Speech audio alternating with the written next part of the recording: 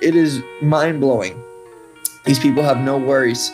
They literally live in the small town outside of the jungle. Some of them live in the jungle.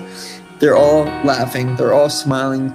It's just an incredible experience, and I think everybody can learn something about themselves and about the luxuries of this country going on one of these trips. It really is amazing. And for me, it's modern day time travel.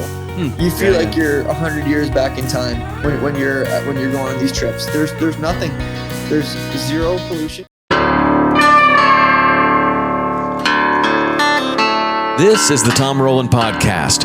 Fascinating stories to amaze, encourage, and inspire you in fishing, fitness, and the outdoors. And we're brought to you by Black Rifle Coffee. I started this podcast as a way to connect with my friends, people that I admire and respect, and you. It has been a learning journey that's made me a better person, a better fisherman, a better father, and a better athlete. I'm so happy that you're on this journey with me, and I'd love to hear from you with show suggestions, guest suggestions, or questions. The best way to get a hold of me is through text. You can text 305-930-7346 for the fastest response, but if you prefer to email, you can send that to podcast@saltwaterexperience.com. That's a dedicated email address just for the show. If you like this show, you can show your support by posting about it on social media and tagging me. Text the link to a couple of friends that may also enjoy it, and subscribe and leave a 5-star review if you feel like I've earned it. The website is tomrowlandpodcast.com, and that is where everything lives. All past shows, you can go and listen to any show. You can look up all the different shows that we've done, both the How To Tuesdays, the full links, and the physical Fridays. They all live on tomrowlandpodcast.com, and the social media is Tom_Rowland, ROWLAND, on Instagram, or you can go to our big account, Saltwater_Experience. I hope to hear from you soon. So now, let's get on to today's show. I'm Ryan Izquierdo. I'm a YouTube creator and fisherman, and this is the Tom Rowland Podcast. Ryan, what's going on, man? I'm glad to have you on the podcast. Happy to be here, brother. Thank you so much for having me. Yeah. I'm stoked. Yeah, well, we've been in touch for a long time, and I got to say, man, I've been following your journey all these years, from fishing in a little pond with Davis, Davis following you around with a camera to what you got going on now. And honestly, it's quite impressive, man. You've really done incredibly well and stuck with it. And I've seen lots of other people come and go, and you have remained super consistent, and your quality has improved every week, it seems like. I appreciate that. Yeah, definitely been a journey. I love this since I was a little kid. We'll talk about kind of how I started making videos. That's a pretty cool let's story. Do it. How did you? Well, first of all, how old are you right now? I'm 24. Okay, you're 24. All right, so it gives me just a field of reference there to when we go back. So how did you start making videos, and when? How old were you? So I was probably like 13 or 14 when I first picked up a GoPro. My parents got divorced, and I ended up moving down south for a bit. And then I came up to Jupiter to start high school and stuff, and really like the middle of 8th grade. So I moved up here, and it was a big adjustment for me, like new town, didn't know anybody, and school systems were a lot different here than Miami. So it was a big adjustment for me. Honestly had trouble making friends, got kind of bullied in school and stuff. And, you know, an outlet for me was just fishing. Went to Best Buy, grabbed a GoPro, and yeah, I've always been a consumer of fishing YouTube and stuff. So I knew about it and stuff, and watching guys my whole life, like you on TV, Mike Iaconelli. So I've always been a creative person in fishing, but I decided to put that together really around that time. So started off just fishing in ponds, bass fishing around my house, just grabbing my skateboard and hitting pond to pond to pond. And, you know, I ended up striking a lot of attention on those videos. I caught a really big largemouth bass, like a 12-4 out of one of these little ponds around my house. And that video overnight almost reached, I think, 70,000 views. And by a couple of days later, like well over 100K. And, like the bass fishing was fun. And I was like, what else is there to do? And, I doing some research and I found out about the Juno Beach Pier, which is a super, super amazing fishery. And I grabbed my GoPro, went over there, and I mean, talk about like the new kid on the block. When I walked on that pier, I was getting dirty looks from everybody. Where are you from? What are you doing here?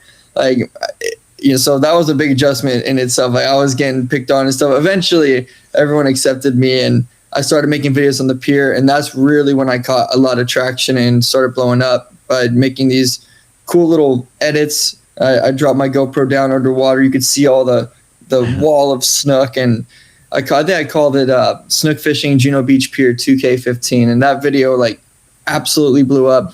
So then I started making videos here and there, and school was pretty busy. I was in JROTC and extracurricular programs and stuff, so the videos seemed to slow down a lot. But in high school, I built a name for myself on Instagram as well. So like exactly like you said, running around the ponds with Davis and filming catching bass and stuff.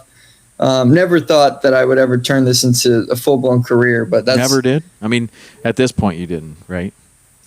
Oh no, yeah. And if you told me I would be going to the Amazon and doing all these insane international fishing trips and have a camera guy now and like a full-blown production, like absolutely not.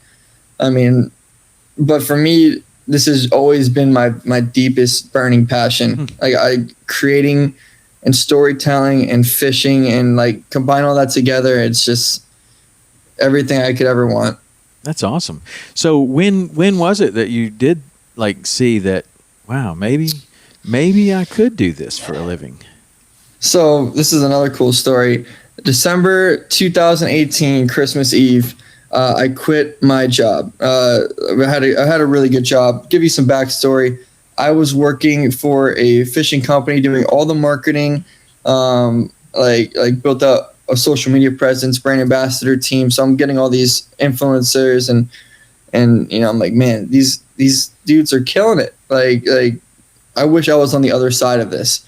And eventually I shifted from there to doing phone sales and other things like that, like building websites. And, I just wasn't happy. I was making good money, but I took that leap of faith. I literally just walked away from that opportunity. Christmas Eve, went to Best Buy, got a camera, and I started making videos like crazy. What was that like? Whenever I talk to anybody that has really followed their passion and done something that they really want to do, there's always this point, and you made it very easy to get to this point because you told the story exactly perfectly, that there was this exact point. You know exactly what day it was and exactly what time it was. But what would, a lot of people really, really struggle with that. They want to do something and they get to the point to where it's like, okay, I either need to quit this job and go for what I'm looking for or not. And what was that like for you? How did you make that decision? What were the things that you were kind of weighing out? Like, I mean, for me, in my life, I've experienced a lot of overnight changes, like a lot of crazy things. Just like when I was 17, something else that's pretty big in my story, I got a random diagnosis of type 1 diabetes. Really? So that was a crazy overnight change and learning a whole new lifestyle. So to this day, when people see me go on these crazy trips and do all this, I get messages, how do you do that? Like with type 1 diabetes, like I've always wanted to do this, but I feel like I can't, so I've always had that fire in me. My grandfather also was such an influential person to me. He unfortunately passed away about a year ago, a little more than that. But yeah, so I've always had that fire to just like take that leap of faith, jump in. And I feel like for the viewers, if you have a passion and, you have a job and, you eventually it's going to just snap and you're gonna be like, I just have to do this. And it's a slow burn, too. Like you start and then you're just like, I have to pursue this. But for me, I've always had that fire, and I took a chance. I took a leap of faith, and definitely was a big shock, like especially to my dad. He was like, concerned because he is old school. He doesn't understand the potential. I'm like, Dad, trust me. My mom has always been like you go for it. I totally believe in you. You have this passion. Do it. I know you'll achieve it. And my dad too. I know he believes in me, but he expressed his concern. I call him and he's like, hey, how you doing? Like, are you making money yet? And I'm like, no, but it's going to happen. And the first year of making videos, posting videos at least 5-6 times a month, and I got to a point like almost every other day uploads. I grew maybe 2,000 subscribers in a year. So mind you, I started my YouTube channel back in 2014, around then. Mm-hmm. So I posted those videos back in the day. So I had a little bit of a following, about 5,000 subscribers. So 5,000, 7,000. And the next year, I had a big blow up. And the year after that, I had a huge blow up. So it definitely took a long time being consistent. I think of all platforms, YouTube rewards consistency more than anything else, more than Instagram or TikTok. If you're consistent on YouTube and you post and you don't miss and you're putting quality titles and thumbnails and good content, it will happen for you. But you just have to be dedicated and you have to put in that time. And it definitely does not come overnight. Mm-hmm. Yeah, it seems like it's gotten much more difficult on YouTube. And like I said in the introduction, sure. Like I've seen a ton of people make a splash, do some really cool things, and then just kind of disappear. But you definitely did not do that. In fact, it was the other way around. And I've been watching your stuff for a long time. I remember I was in Jupiter, and I don't know what it is about Jupiter and creators, but there's a lot of creators there. Yeah. I was in Jupiter, and I did a podcast with Robert Arrington, and I think I put something on my Instagram or something, and you messaged me, and we're like, hey, man, let's go to the pier. And I had to leave. And do you remember that? You did. I do. You were like, man, there's a bite out here on the pier. You need to come do this. Let's make something. And I was already on my way out of town when I got that message, and I was like, damn, man, that's pretty cool though. That this kid just messaged me like that. That was awesome. And so I have been watching ever since. I really have been. And that's awesome. Yeah, but you're getting better and better, man. Really are. But tell me about like this, like getting back to this thing. You quit your job on Christmas Eve. Like what's the significance of that? Why did you just couldn't take it anymore? Like I couldn't take it anymore. I wasn't happy. Phone sales, like it was just like driving me crazy. I felt like it was just it was not me. Mm-hmm. And like I felt like I was losing myself. And like really what I stand behind and just like really who I was. I just didn't like it. I didn't like the group of people I was around. I was ready to quit for a while. And, I didn't give it 2 weeks. I just said, I'm out. I'm sorry, guys. I'm out. And just whatever I could do to make money and support myself and make videos. Mm-hmm. So really. that was the idea right away. You said you went and bought a camera that night. Literally, like either the day after Christmas or something like that. Like I bought a camera quick, just picked it up, started filming videos, and now something else I want to talk about because like obviously you mentioned a lot of growth, and with age comes growth and maturity and stuff. But my mentality on YouTube for a while was I always made like fishing videos, but I've made a lot of crazy videos too.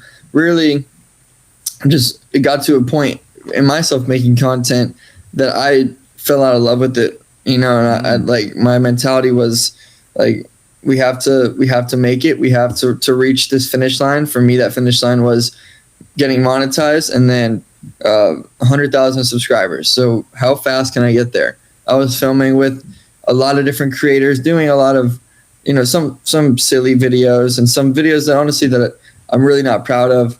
And life hit, things happen, which maybe we'll talk about later. But I ended up taking a while off creating content to really find myself again, and pursued like fitness and other things, and Well, picked it back up with before the we new go mentality. on past that, what did happen? Just curious. Yeah, so I believe it was 2019. 2019. So I got into a relationship and head over heels, madly in love. And I was doing pretty well on YouTube at the time, and just traveling a lot and spending a lot of money, and kind of just was like throwing videos up, like didn't really care about it as much, I guess. That relationship ended up ending, and just maybe a week later, one of my childhood best friends unfortunately like passed away very unexpectedly, and that killed me. I mean, I'm talking like we were both babies, like our families were like this. My dad is a firefighter. Both of his parents are firefighters. My mom's a school teacher, but like our families were like together, like from the whole entire basically our whole entire lives. We played football together, traveled all over together, fishing, four-wheeling, just pretty much anything and everything together. And he was a firefighter going down a good path, and kind of like me, you know, he wanted to pursue something in his life just like I did, which was making videos. For him, it was making music. Unfortunately, he kind of fell in with the wrong crowd, and January 6th, 2020, he was shot and killed in Miami. Oh my gosh. So it was absolutely tragic. I mean, I'll never forget the phone call. I was actually editing a YouTube video. My dad called me about like 10 o'clock at night, and he told me, and I was like, there's no way. And then my phone just started like getting messages, and he's like, hey man, did you hear about Aaron? I was like, this is real. Yeah, so that really, really hit me. So on top of that heartbreak from my relationship, on top of that heartbreak from Aaron passing away, I just I came at everything with a new fire in me. Like everything I do, everything that scares me, I think about Aaron, and I'm living for him. Wow. So basically that really means a lot to me. So I had to take a lot of time off making the videos, and eventually I made a video and I addressed it, and you know, people were very supportive about that. And you know, looking back where I'm standing today, I'm so proud of the personal growth that I've made.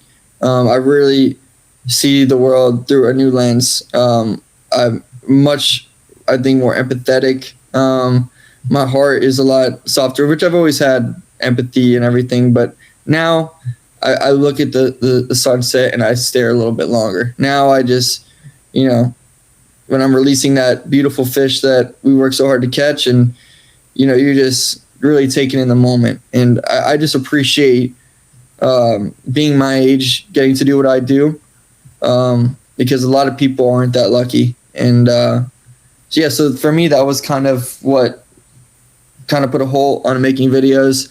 And now I'm making videos that I truly love to do, not videos that are going to get probably a lot of views. Because I mean, if I went down that route, I'm sure I'd have a lot more money in my bank account.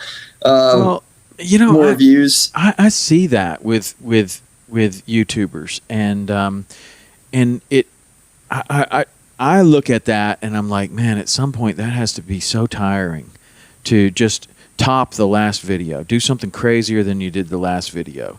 And I really have never wanted to do that, right? Like I see what happens when you do something crazy. You're doing, I don't know, whatever, crazy. You're doing something purposefully crazy to get views, and then you get views, and then you develop an audience that is looking for crazier things every time. Almost like Jackass, right? Like yeah. They have to do something, they have to raise the bar almost until like, dude, like somebody could die doing that stuff that they're doing now. Like, but it didn't start that way. It was like, oh, I'm going to brand you with this little lighter, you know, or something like that. And then now it's like, we're going to jump 50 school buses with a snowmobile when there's no snow. Like, I don't know, just crazy stuff. And it's like, how tiring did you think about that? Like when you're doing crazy videos and stuff like that is like, are we going to be able to top this? Like, how do you is that a trap you fall into as a creator?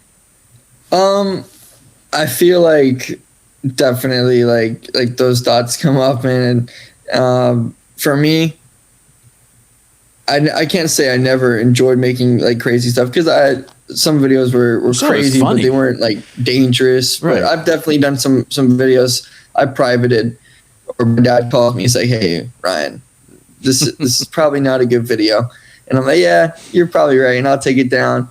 And that only happened like once or twice, probably just once. But I can say today I'm making videos that I truly love. Going fishing in places I've always wanted to go, traveling, and I could put my videos on the TV and with good friends and really be proud of what I'm showing them.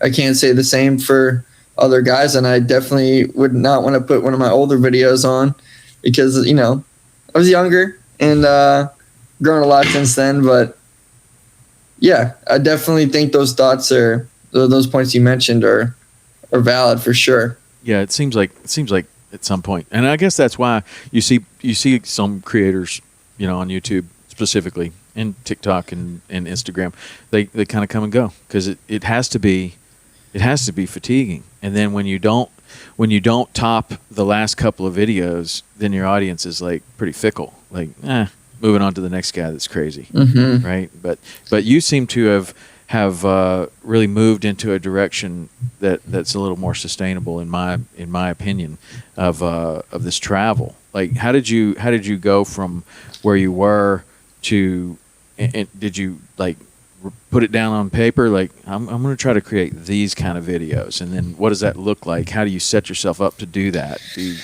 said you have a cameraman now and people helping you, so what does that look like? It honestly wasn't ever something that I manifested or wrote down like a goal, like I want to do this. It just kind of like fruitioned, I guess. Mm-hmm. Excuse me. So I was making some videos in the States, doing cool types of fishing, going up to New York or Pennsylvania, catching like salmon and steelhead, or traveling around Florida doing fishing.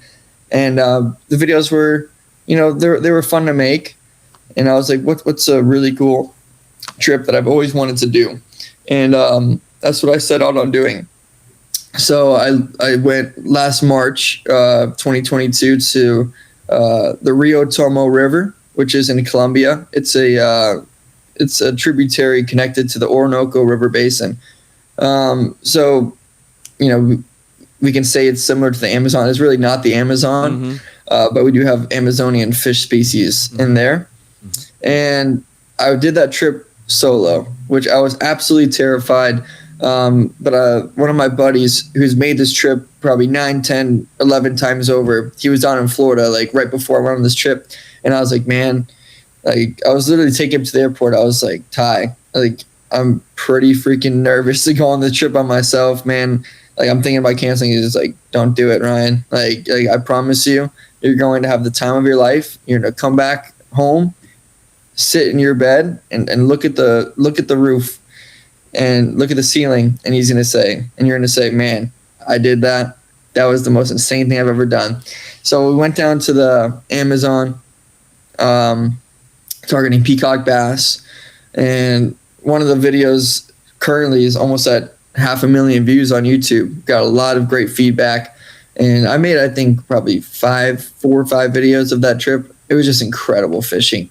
It was just absolutely insane.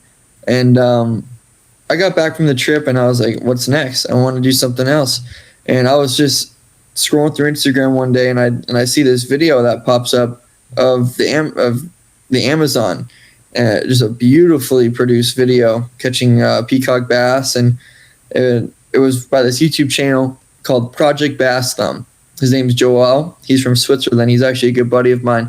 He was working with another cameraman from Poland, who is my cameraman. His name's Adrian Paluszkiewicz. And so I found them on Instagram. I messaged them, and I was like, this is just absolutely beautiful work. And I was like, I have to work with this guy. So I contact Adrian. We hop on a phone call. I was like, man, we have to do something cool. a month or a couple months go by, and we ended up planning for him to come down to Florida. Chevrolet contacted me, and they were like, "Hey, Ryan, like we'd love to do a road trip with you. Like we'll give you a truck." They never said road trip. They said, "We'd like to give you a truck to make content with."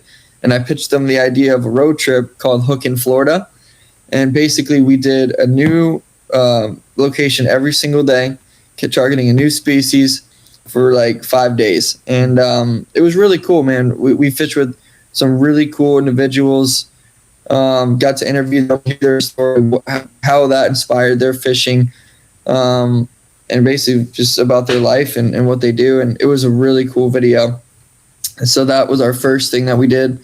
And then we did the Amazon together. So we fished the Guaviare River. So we flew to Bogota, and then we flew to a small town called San Jose, and we had an absolutely crazy travel day. So it started out, from Bogota, flying to San Jose, load up in this tiny little boat. There's literally a spare lower unit on top of the boat tied by a rope. We throw all of our bags in there. It's me, my cameraman, my buddy Jake, who I go up to fish with in Pennsylvania. He's a really good buddy of mine. And two dudes I never met, Carl and Derek. Derek actually lives in Boca. So it was just cool, man. We had a really cool group of guys. We all load up in this boat, and they're like, all right, we got about a 10-hour boat ride downstream. And we're like, oh, boy. 10 so we load up in this rinky-dink boat. 10 hours, you said? 10 hours. Okay. So we load up in this rinky-dink boat, and we start heading downstream, and we stop at 161 miles at this tiny village, not connected by any roads, only by river. And we walk up these steps, and it's like a whole little town. And, people are just looking at us like, wow. Like they don't see people like us often. So we go there to refuel, eat some food, hop back in the boat, and we keep going downstream until the darkness. And our boat driver said that what did you do at that levels, town? What did you do at that town? You just stopped in for a break or what? We stopped in.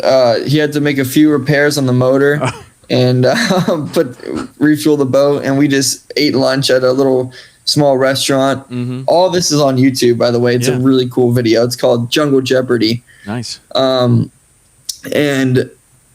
so we load back in the boat. We head downstream until the night comes, and we get hit with a big storm, and the boat driver didn't feel comfortable going down the rapids with the boat being so heavy as it was with all of our bags and everything. So we ended up pulling off to the side. We don't have a satellite phone or anything. Like, this is sketchy, man. We're 250 miles into the jungle at this point, and we ended up pulling off the riverbank because we saw a little lit up house up there somewhere in the jungle. And our translator walks up, and he's like talking to the guy, and the Colombian man and his family, they let us sleep in his house overnight. So he set us up in some hammocks. I slept on a little mattress about this thin on the floor. And man, when I tell you, I've never had such a bad bug attack in my life. That was one of my biggest how lucky I am to live in America moments. That was just like the luxuries that we have that we take for granted. That was even with all the time you spent in the glades and you go up to Flamingo and the bugs were 10 million times worse than Flamingo, because that's saying something. It is a million times worse, but the worst part is they're stinging bugs and they're flying cockroaches, and they're constantly, like, you're trying to sleep and you get silence, and all of a sudden it's and they start attacking you. So that was a night I was very happy the sun came up when it did, and we got back in the boat. But when I tell you, it was the coolest thing ever. Just, I had Google Translator offline, and I'm just communicating with everybody, and they're asking questions, I'm asking questions. They ended up cooking us an amazing dinner. It was like such a cool little dish they made. They made us like some nice rice, some fried. What is it? They're not plantains, but smashed banana. They fry it. Yeah. right? Yeah, so something Kinda like like a that plantain, with a but- nice egg on top. It was so good. And like for dessert, they made us like some tea with some honey. Dang. Oh, it was just amazing. Could you give them anything on the way out? Like, did you have Oh yeah, anything no, that oh they yeah, needed or wanted? everybody tipped them. I mean, I gave Just them money. Oh yeah, yeah. I was like so grateful because if it wasn't for that, we'd be sleeping in the boat. And these people were kind enough to let us come in their home and crash at their place. Yeah. So we ended up going to camp. We get to camp and we're told we have to repack again for 3 days. And we had another 150-mile journey downstream. So after basically 2 days of no sleep, traveling to Columbia from Florida, sleepless in Columbia overnight, we have another journey downstream to our next camp that we're going to stay at, which was unbelievable. We were camping beside a giant waterfall and just fishing our way all the way down to where we're camping, man. And we were catching these. I'll show you. Check that out. Oh man, Payara. Payara. That's so awesome. Yeah, so we're fishing for Payara. It was just like an incredible fishery, man. On fly, on spin, on everything. I think I broke my rod on the way down. It was just like madness. So that's just a little taste of Colombia. Let me ask you about that Payara, because they obviously have those incredible jaws, like you just showed us, and they've got those big like canines on the bottom that just kind of come up. What is it? Why do they have a jaw structure like that? Are they hunting something that they have to have those teeth, or like what is that all about? For whatever reason, evolution made them so they have these crazy teeth right here. Yeah. But so when they come up and they hit your bait, because I noticed that they like to hit like pretty much top water or subsurface, very slow retrieve. So when they come up, they miss your lure all the time. But what they do is they open their mouth and they slice. Oh. So that's pretty much how they hunt. And on their top upper jaw, they have holes which these teeth go into. Yeah. And come like a out. barracuda has that. Barracuda has that on the right in the middle. That one tooth that comes up in the barracuda, and it's got a hole right there. I always thought that was the coolest thing because it like when it closes, it locks. Like it's locked closed. So like that fish is not getting out. Neither is your finger if you get in, no, if they bite you. My buddy caught a payar and unhooking it went crazy and it got hooked the tooth in his boot. Oh no. It went through his boot, but it didn't like protrude all the way through, just through the material. But I mean, it was stuck to his boot. Wow. So I mean, it's just unbelievable the species that we caught on that trip, man. We caught another fish called a matrinxa, without a doubt the hardest hitting fish I've ever caught in my life. Imagine a golden shiner and a grass carp had a baby. That is this fish, and it was one of the most delicious fish I've ever had in my life. So we caught this fish. I didn't know it at the time, but I mean, I actually brought a tape and a scale and stuff because we're gonna try to break some IGFA world records over there. And the fishing was just so crazy, and so we didn't really do anything with that. But we caught some definitely unofficial world record size matrinxas. They hit so ferociously, especially after heavy rain. We got hit with some really, really heavy rain, which made fishing tough. But after heavy rain, they sit right underneath the trees. And as soon as your lure hits the water, they smash it right on top. It's on. And what kind of lure do you use for those? I was using a redhead, white body, lip plug. Probably 3 foot diving. Oh, does it float when you? It floats, and they would heat it on the surface, you reel it, and then it just kind of comes up like this. And as soon as it hit the water, though, they were eating it. As soon as it hits the water, or if you're casting and it kind of hooks on itself and it swims all weird, that's for whatever reason they love to hit it like that. But I found the lure that worked for me. It was that redhead, white body plug. I was throwing that the whole time, or I was throwing a Fire Tiger Countdown Rapala the whole time. And I also noticed that single hooks work a lot better for these fish right here, because with a treble hook, it is almost impossible to hook those Payara. But for the matrinxa, they'd wrap them in banana leaves and smoke them overnight over the fire. And that's what we had for breakfast most days was fish soup with some rice and potatoes or the matringsa. And every day we'd have a lunch, and they'd wrap our lunch in these banana leaves and then saran wrap it. And we leave early in the morning. We probably load up on the boat at 6:30. We're gone. And we eat lunch around 1:30 every day. And we open up the banana leaves, and it is piping hot still. Really? And it blew my mind. I'm just like, wow. So it was a really cool experience. Was it sitting in any kind of cooler or anything, or like just that with saran wrap, and that's enough? It was that with saran wrap, and they threw it in a little bag, and like a little Publix bag, and just threw it. We were fishing in this 12-foot John boat. That is so cool, man. Yeah. So with that type of food and everything, did you have any trouble with your diabetes? Actually, no. I definitely can say that time it was good. The first time I went to Colombia, I don't know if it was the nerves or the anxiety, but I had up and down, very low lows and very high highs. So it was pretty tough to keep that. But my second time, I was like, I'm going to resist temptation, because all of the snacks in Colombia are like crack, because they use cane sugar. Yeah. So the Gatorades in Colombia are the most delicious thing you ever have. The Oreos that they have are the most delicious thing. So the first time I went there, I was just a vacuum. I was just eating all of it. The second time I was like, you got to chill out, keep your blood sugar nice and stable, because we got to make some banger videos. And man, it was just such a blast. And like we mentioned on the call, I went back pursuing a peacock bass over 20 pounds. Mm-hmm.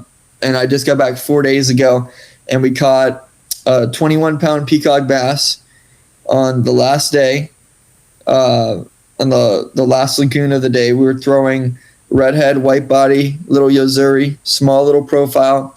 And it was that trip, it was tough. That was the toughest fishing I've seen. I was expecting all the lures that I was crushing it on the first time I went for the peacocks to work. They didn't want to have it. There were some doctors in the tent next to me. Dr. Bob Marks, he's a doctor at the University of Miami. And, I didn't think they were going to do good. So the first day we go out, we had a tough day until at sunset, I was throwing like a 9-inch bone spook, and I'm throwing it on the beach. And so the beaches, they're basically just like V's, and they come out and there's deep pockets and everything. So I'm throwing the spook. My cameraman Adrian, he has the drone up and he's following the lure, and we get a 19-pound peacock bass, smashes the spook once on the drone. We captured it. I set the hook, the lure flies. I'm like, no, come back. Twitch. Like 4 feet from the boat, this peacock bass smashes it. It was mad footage. This video is coming out probably the next like 3 weeks. So we catch this fish. We get back to camp, and we're asking everybody about the day. And Dr. Bob Marks, he had an incredible day, and he's been all over the world fishing. He's been to Africa like 30 times. He's traveled. So also forgot to mention, when we were traveling there, I got to ride with him. So we had about a 6-hour car ride down this bumpy road, and like down all these fields and farms and craziness.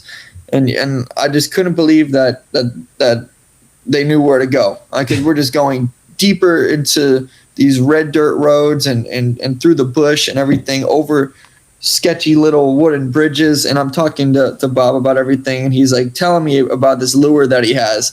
And he's like, man, I can't wait to throw this lure. His eyes were like lighting up about it. And that lure was a Yum, I think it's called a money minnow. It's just a swim bait. But he's like, man, this money minnow, like he goes up to Canada fishing for pike, and he's like, I've had 100-day pike days on this lure, like the peacock bass. I was like, yeah, I don't know, man. The last time I was here, they didn't touch the swim bait. I brought swim baits last time. I thought they were going to work, and I was like, I left them all at home because they didn't work. Oh no. And the next 2 days after I caught that big peacock bass, literally the following day, I only caught 2 peacocks. The next day after that, I caught 3 or 4. Fishing was tough. Couldn't figure it out. The only thing that was working for me was the fly. And Dr. Bob, he gave me some swim baits. Next day, the fishing was amazing with the swim baits. Got a 15-pounder, caught a bunch of numbers. And so it's just really cool, especially going on these trips, because all the fishermen that you meet, they're hardcore. To go on this trip, you have to kind of be mad about fishing. And so I've met some really cool individuals, learned a lot, exchanged some phone numbers with some really cool guys. I definitely think I consider lifelong friends. That's cool, man. It's just really cool, the journey more than anything. And talk about one last thing I'll mention. I don't want to talk about this all the time, but like when I tell you the happiest, stress-free people you've ever met, some of the hardest working people you've ever met, like it is mind-blowing. These people have no worries. They literally live in the small town outside of the jungle. Some of them live in the jungle. They're all laughing. They're all smiling. It's just an incredible experience. And I think everybody could learn something about themselves and about the luxuries of this country going on one of these trips. It really is amazing. And for me, it's modern day time travel. You feel like you're 100 years back in time when you're going on these trips. There's nothing.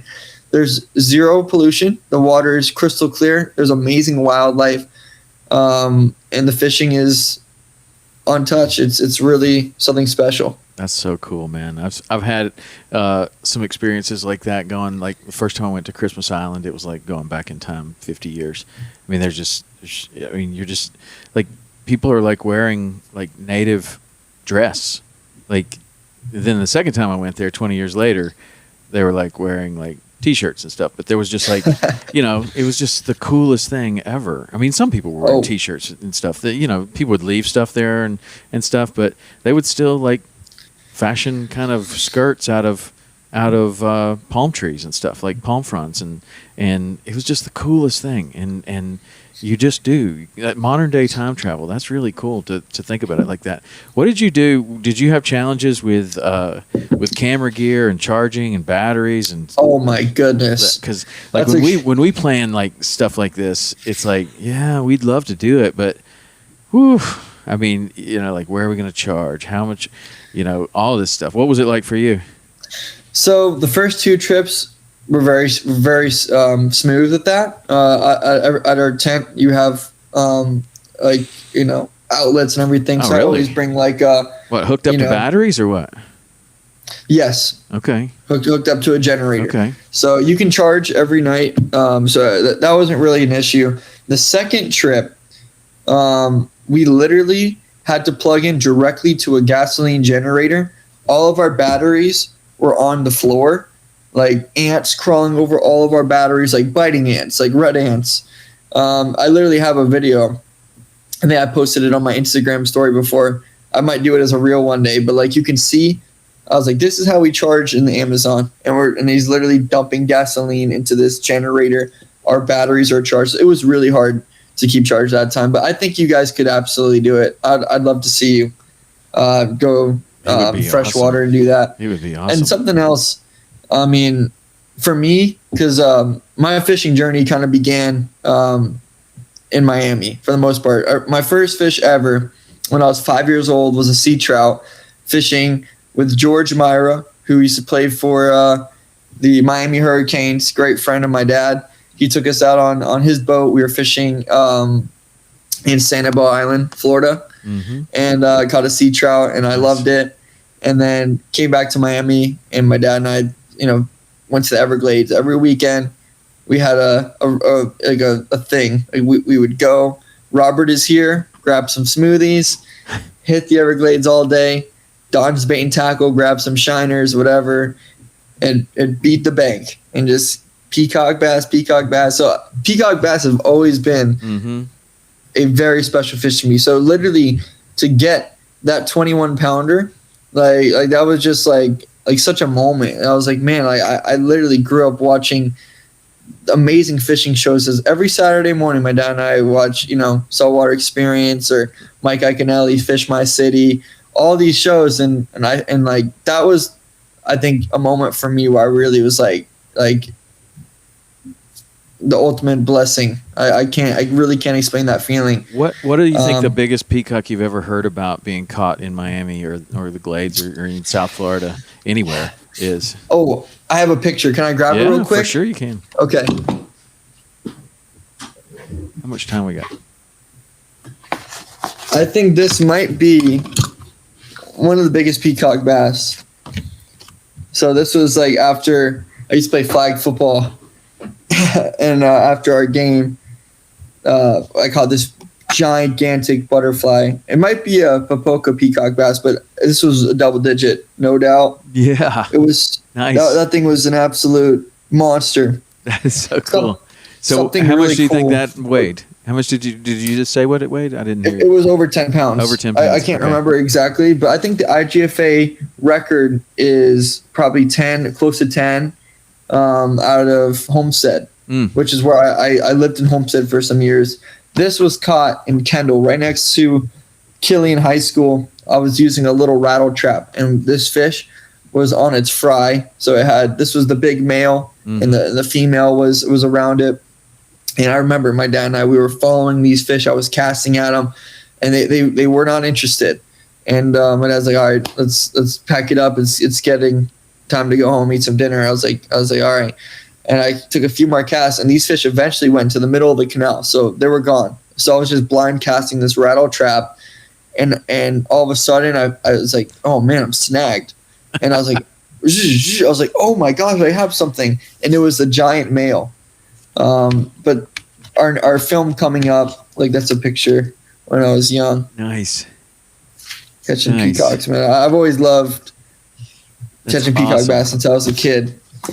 I have these pictures on hand because our film in the jungle starts out me, looking at these pictures and expressing my love for these fish and the fishery. So what do you think the difference is between, like, the peacock bass is an introduced species where we are in Florida, and then you're going to where they're native?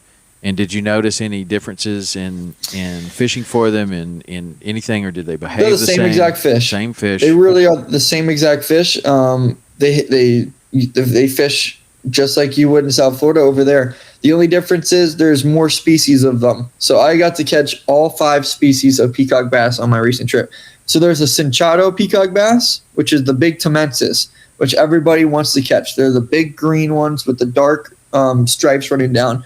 There's Pintalapa, which is they're a bit whitewashed. They have like the dots running horizontally, and they have very pale stripes.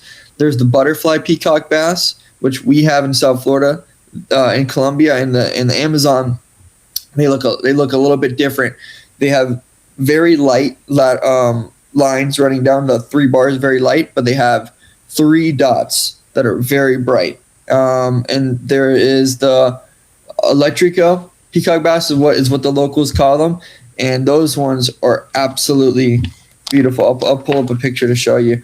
And then there's another species called I'll show you real quick, a sneak peek. This is the 21 pounder. Oh wow! Well, which type is that? That is the Tomensis cinchado peacock bass. And now, this is the Electrico. So this is actually my fishing guide here. His name is Cheeky, and he look at 26 that fish, years old. Man. Yeah, so it's a little more elongated, Exactly. So it's almost like a snook. Yeah. How they have that lateral line running all the way down. So in South Florida, when the peacock bass were originally released to here, I believe they put all 5 species in Florida, and the only ones that survived and thrived were the butterflies. But yeah, man, they fish very similarly. They love fast action. Some days slow. Now, having gone down there and seen the native habitat and stuff, could you make any kind of correlation to why that one species made it and the others didn't in Florida? there's a lot of deep places for those peacocks to go when it gets hot. They definitely like to go deep in the middle of the lagoon. That's where we caught our big one. We were casting out in the middle of the lagoon. I really don't know why the peacocks all didn't thrive here, because there's plenty of forage, for whatever reason. I think the butterfly peacock just grows to, that's one of the smaller sizes, and still they put up a great fight and they get pretty good size, but I really have no answer for that. It's honestly pretty fascinating to think about why one would make it and the others didn't, because these are all from the same bloodline, right.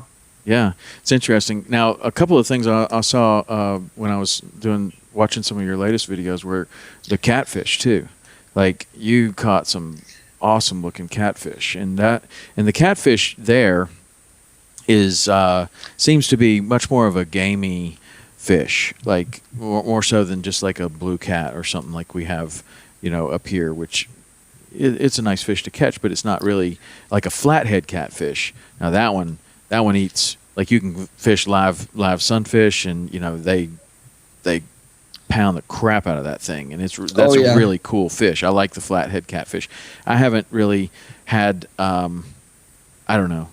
I haven't really thought about a lot of other catfish, and maybe I haven't fished for enough of them, but I haven't really thought about a lot of the other ones as like a real game fish. But like what you were catching down there looked unbelievable, and they've got some crazy fish, crazy catfish, like in the Amazon, those huge ones that there's that video that dude cuts his lure under the bushes, and then this thing comes out and it's like 6 feet long. That thing, I don't know what kind of catfish that is, but I want to catch one of those. And then those red tails that you were catching look amazing, man. And you know about those because of like the predatory fins and all the stuff that we have in South Florida. I mean, you see those catfish like in aquariums and stuff like that.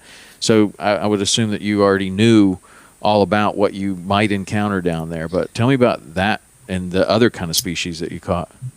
Oh my gosh. So the catfishing was really cool. So when we went to the Amazon, we were catching the payara for half the trip, and we had an option. We can either go try to catch big peacock bass, or we can go try to target catfish. I was like, I don't care about catfish. Just go. What would be the bass. difference? Like, you would go into slower water or faster water, or like different areas, or how would you? If you wanted to go to catch big peacock bass, you had to make probably a 4-hour hike through the jungle, physically carry your boat all the way to a small lagoon. That's like literally this. There's this lagoon, and you get to fish out for like 2-3 days. It's a huge lagoon. But yeah, you have to set up a new camp. You have to bring all your food, everything. So it's like a whole mission. And,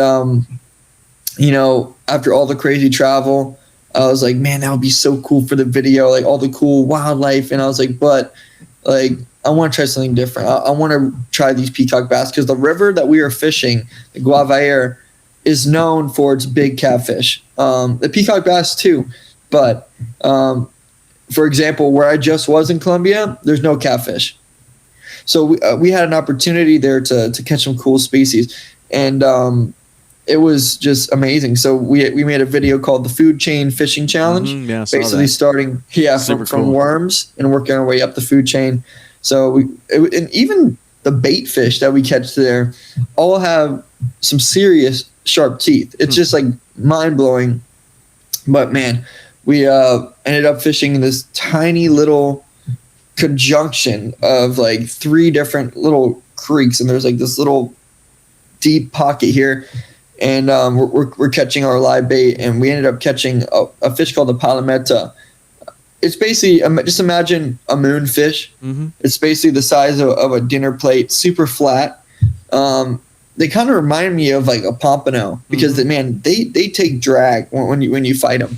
And so the last day we actually. Is that what you used for cut bait for the catfish? Yes. Okay, because I saw that, and it did look like a pompano. Like the head was cut off, but you could see like half of it. It looked like a pompano. That's cool. So we caught a palometa, and they're like, I think that's too big, man. Let's throw it back. I was like, man, we've been trying to get bait for like an hour. The piranhas just kept eating all the hooks away, and piranhas don't work over there. Believe it or not, you will not catch anything on a piranha. Cut bait, live bait, they don't eat the piranhas. Wow. So I was like, let's just try it out. I threw the bait out there, and mind you, this is probably a pound. Like, it's a big, giant bait, like literally this big, like the mouth. Just imagine the mouth of a fish to eat that. It didn't last 30 seconds. It didn't last like literally 15 seconds. Every single bait we're throwing out there was just getting just destroyed, man. I had so much break-offs on 150-pound braid, 200-pound leader. It was just are they cutting you off or breaking you off? Breaking us off. Wow. Yeah, I mean, and something really cool is, which it's cool, but it isn't cool, and I'll explain why. The last 2 days, we brought a live scope over the catfish hole that we were fishing. So, you know what live scope is.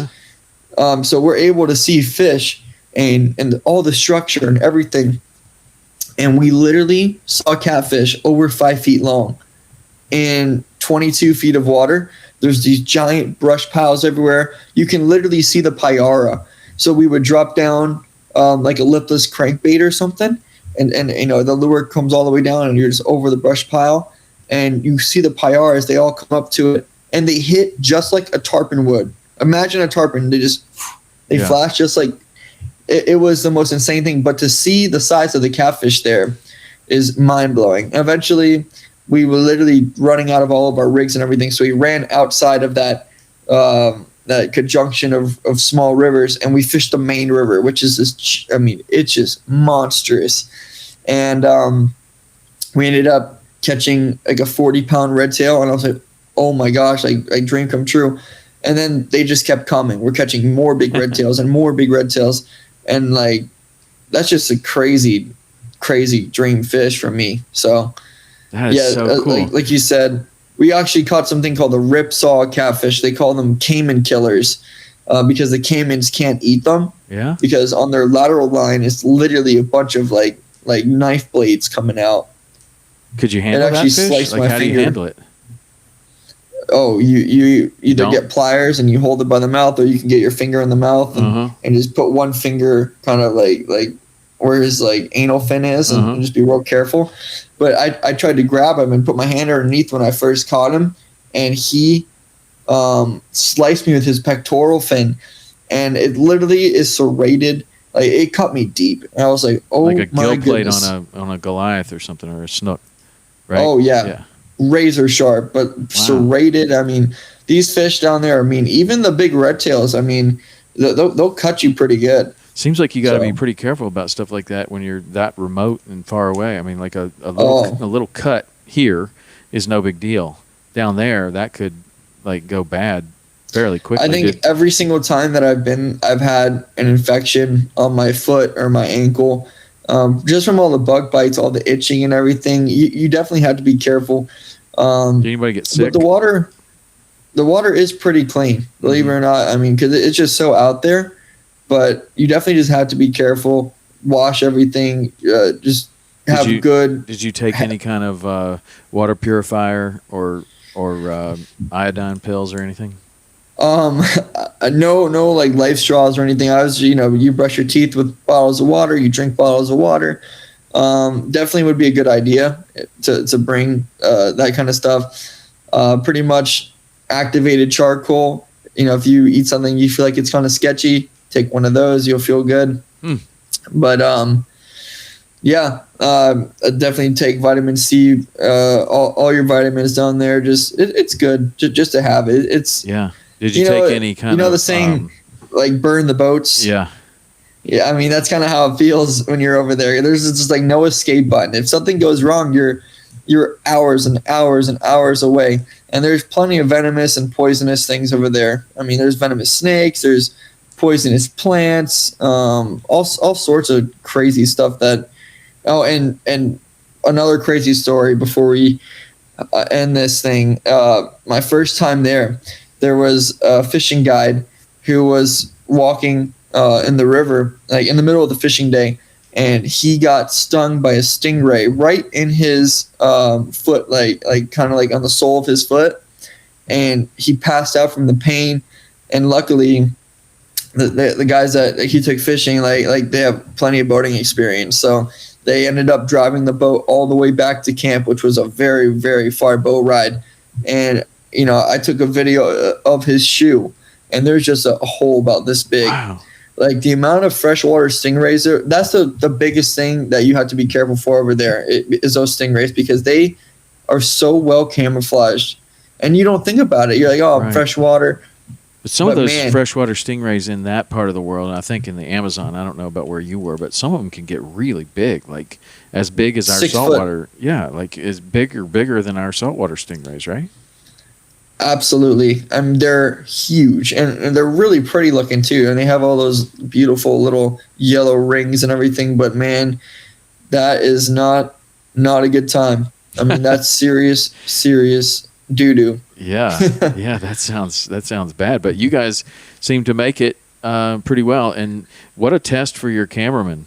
Like to see if you guys got a future is to take him to where he's going to get just crushed by stinging insects and biting ants, and see if he's still in.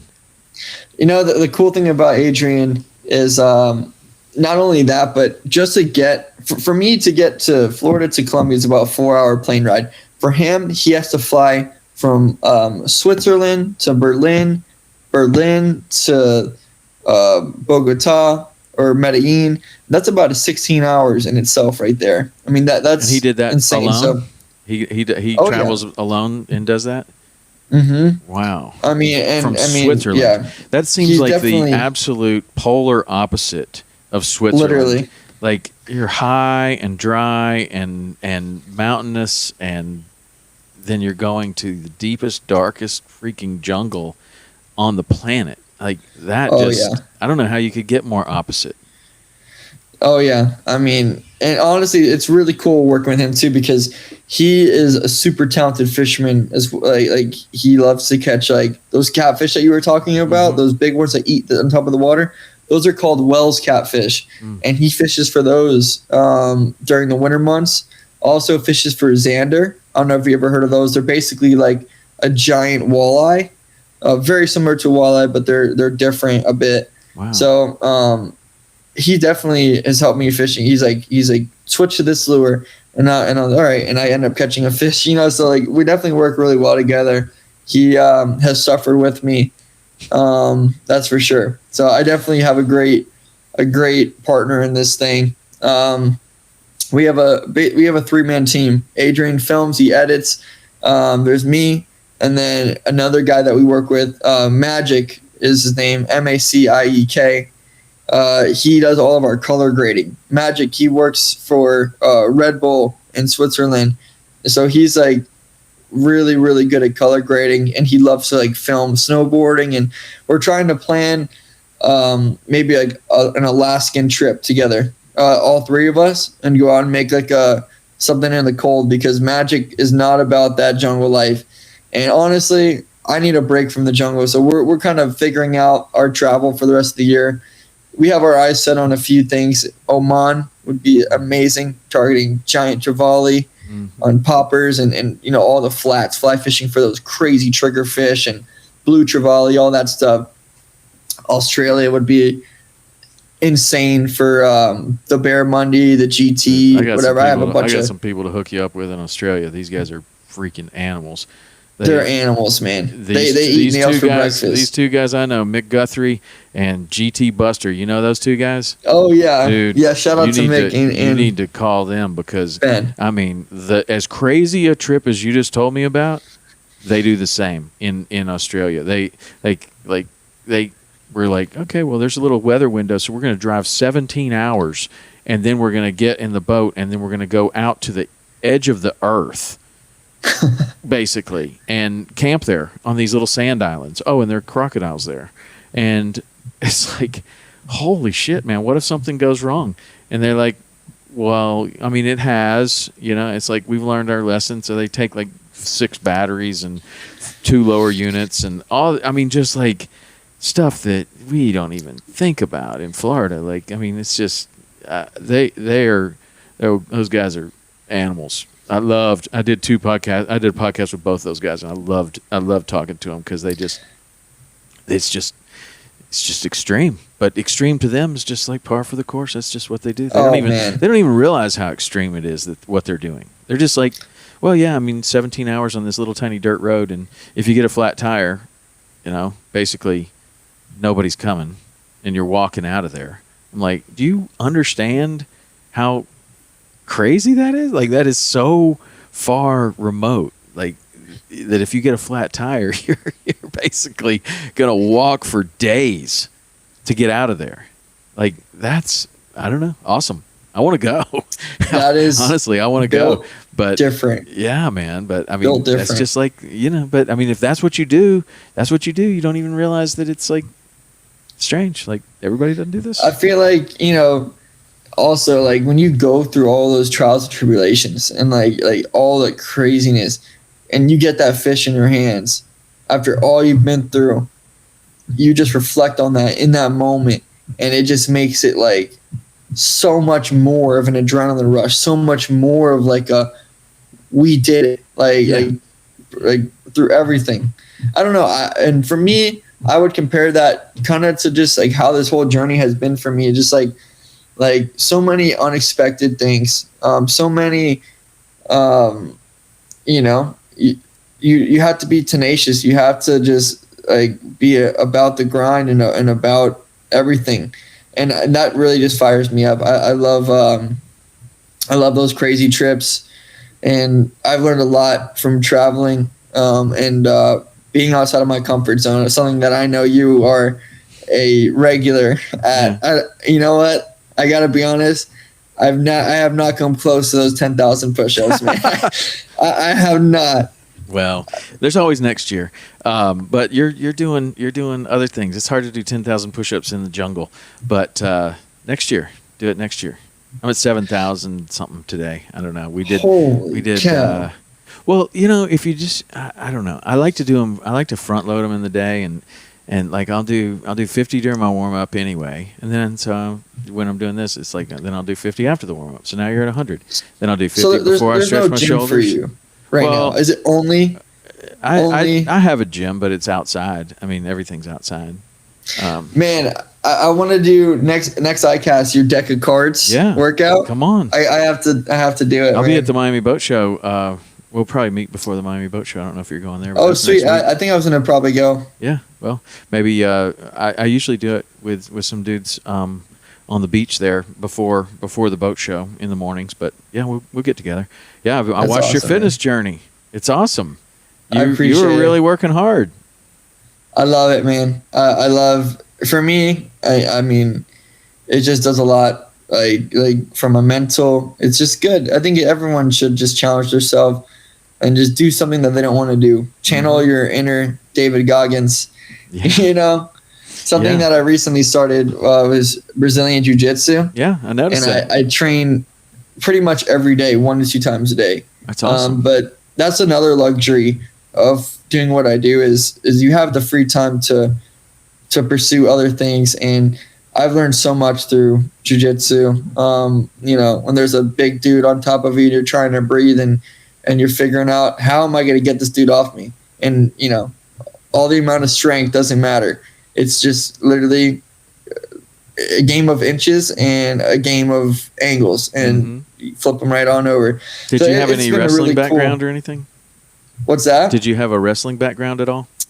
No wrestling background. I've always reptiles though with my friends, and 2 of my really good buddies, Aaron Benz Raham, he's a black belt at Brazilian Jiu-Jitsu, and he's a really awesome inshore snook fisherman. He'll honestly probably be great for your podcast. Probably going to end up doing some fishing with him tonight, sunset snook fishing. Nice. So I've been training with him in his garage before I started, and another one of my buddies who's a brown belt, Captain Matt Budd. Oh, Matt Budd. Love Matt Budd. Yeah, he's a great buddy of mine too. He's awesome, dude, man. Great fisherman too. Oh my gosh, he's so talented. I don't, I would say I'm probably like a brown belt in fishing, maybe not even. He's a 4-stripe black belt. That guy. Yeah. He's like. Well, he's really good because like he's like a lot of my friends in Key West that really are commercial fishermen, but they also guide, and they like have they have both mentalities. Like, you have the people that are just fishing guides, and that's fine. But then you have the guys that are just commercial fishermen, and that's fine. But then you have a few people that kind of cross over to both, and they know the bait, and they know everything, man. So I mean, I don't know. It's just it's like what you're saying. Like, it's a different belt. Like, it's you know more. And you know the guiding side, and you know the commercial side, and you know the bait side, and you know the artificial side, and it just makes you overall really, really good. And I've had a couple opportunities to fish with Matt. He's really good, man. Really, really good. Matt's like an animal, honestly. I know Matt like pretty much one of my closest friends. I'm over at his house every single week. We train pretty much every day. And, he was thrown into that life by his dad. His dad's a really good charter captain. And, his dad would drop him off at the boat ramp with the boat. And, Matt would go get bait for his dad. And, pretty much every day or every couple of days. And, when it came down time for the charter, Matt brings the boat back to the ramp, blacked out the well with bait, and gives the boat to his dad. His dad handed him a $20 bill. So I mean, I've never had that. Like my dad loves to fish. I'd say he's more passionate about boating and just being on the water. But I've never had like Matt's upbringing in fishing. Yeah, but I've learned a ton just by fishing with Matt. Like, I'll help him out during mackerel season or kingfish season, and fill the boat up with fish with him, and it's really cool just to learn. But I don't think he's commercial fishing anymore. I think he's just doing his summer camps and taking trips here and there. Yeah, summer camp's really cool, what he does with that. Oh yeah, it's really awesome. Yeah. Well, Ryan, man, it's been great talking to you. I really enjoyed talking to you, and I've really enjoyed watching you develop, and I will continue to do that. And this won't be the last podcast. I'd love to have you on again. Oh, absolutely, Tom. Thank you so much, everybody. Thank you for listening. And how do they find you? You could look me up on YouTube. Ryan is fishing. Ryan IZ fishing. And same goes for Instagram and TikTok, all that stuff. But be looking out for those peacock bass videos. We got, I think it's going to be like one long epic peacock bass video. Nice. Probably 30 to 40 minutes. Nice. That's narration cool, throughout the video, just to kind of about me growing up and what these fish mean to me. And Tom, man, we got to do some fishing this year. Let's do it. We have to. I'm ready, man. We'll do it. Sounds awesome. All right, we'll brother. do the deck of cards too. All right, Ryan. Oh yeah. Thanks, man. All right, man. I'm gonna go hit some push-ups right now. 50. Okay.